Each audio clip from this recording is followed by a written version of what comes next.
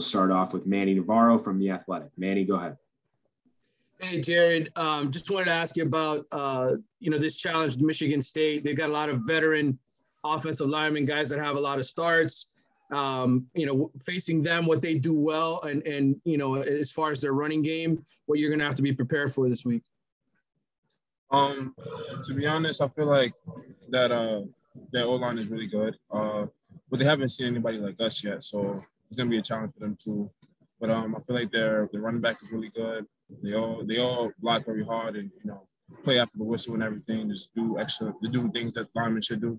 But I feel like this week the run game is gonna be on lock. We're gonna hold up the line. Is there something particular they do? Counters, stretch? What is it that they run a whole lot of that maybe they run a lot of duos?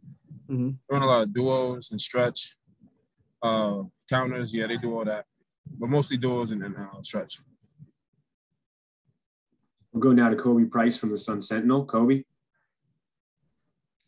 Hey, Jared. We just finished speaking with Manny, and he said the first couple of games you faced teams that, especially with App State likes to do the outside zone. Now you may not see that as much against Michigan State. I guess from a preparation standpoint, how does that change things from the interior and how you guys prepare? Well, I'm sorry, I didn't hear the question. It's kind of breaking up.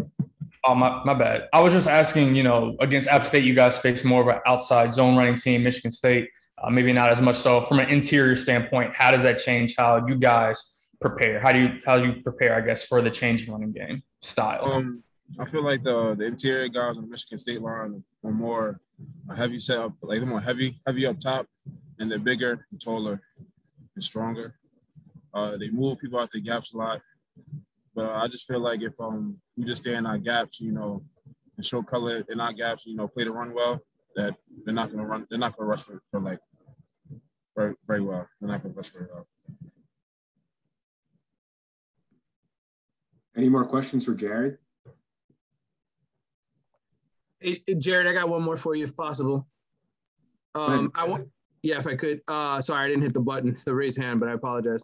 Anyway, the pass rush. I know you guys don't have a ton of sacks, but teams are trying to get the ball out fast with you guys.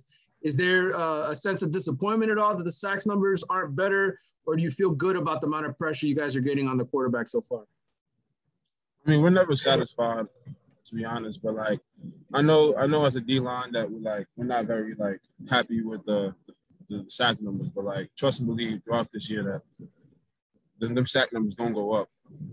People gonna end up holding on to that ball for a long time. Are they dropping down in that pocket and we're gonna get rushing. We already get enough pressures and everything. We're gonna get the QB down. All right, last question for Jared comes from Susan Miller-Degnan from the Miami Herald. Susan? Hey, Jared. With Wayman in there now and, Keontra out, do you feel even more of a responsibility, or how does that make you guys even more intense in what you have to do this week? Can you repeat the question? Because I didn't understand what you were asking. Okay. Well, Keontra is out, injured. Yeah.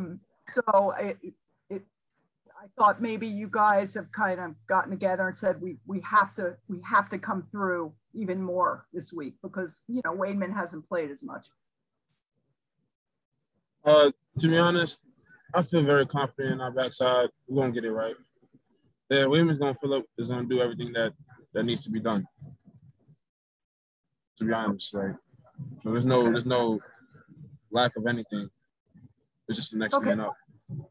Okay, Jared, also I wanted to ask about the just blocking out the noise. We talked to Manny Diaz about that. Obviously, there was booing last game. And it's on social media and you guys are young and most of you are on that. How do you take care of that with the rest of the players? How do you deal with that? Well, we deal with everything in the house. So we don't really listen to the outside world. We know what we're doing. We know that we put in that work, and we know who we are. We're not worried about what the outside world says or what anybody got to say. As long as we know who we are, we're fine. We're fine with that.